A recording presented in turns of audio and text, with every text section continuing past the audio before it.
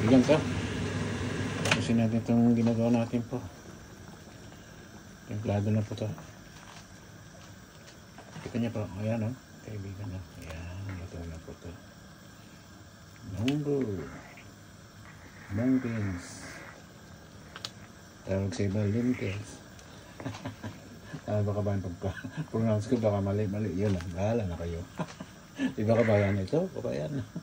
Pero masarap po to. Masarap kabayan to. Basta may partner na tama. Kapalo to. Kapalo. Meron akong yan po. Meron siyang spinach ng green. Ang sarap po kinagay po natin.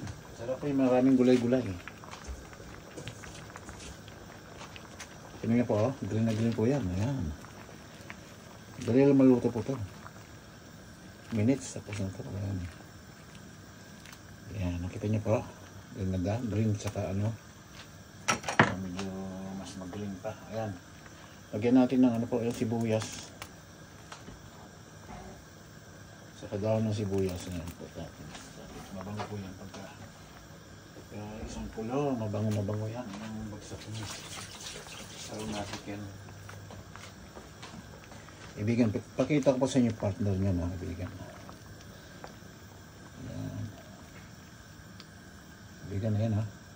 Ayun no. Hindi po ba masarap? Harap masa po yan. Harap masa kaibigan.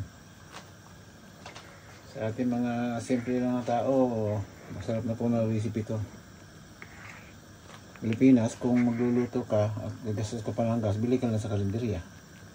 Palambot ka pa. Ngayon kung marami kayo, pwede magluto ka na lang. Dahil mas marami rin yung mga lang kasimple yan. Pag kang kayo budgeting sa Pilipinas, kung paano ka mag-budget.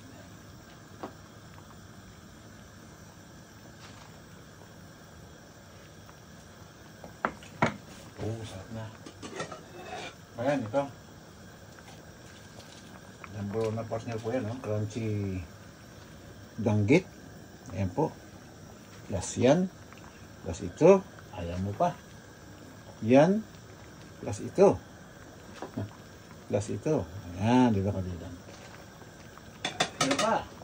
Sabi nyo naman kailangan mag-generous po tayo. Ayan po. Kanya po yan.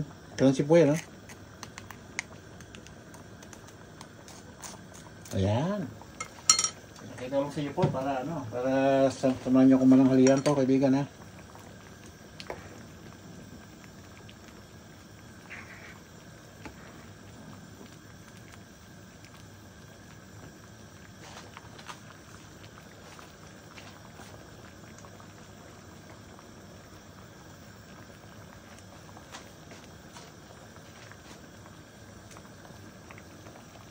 Yan, okay na po to. Yan. Good na po to. Good. Very good ang tawag dyan kaibigan.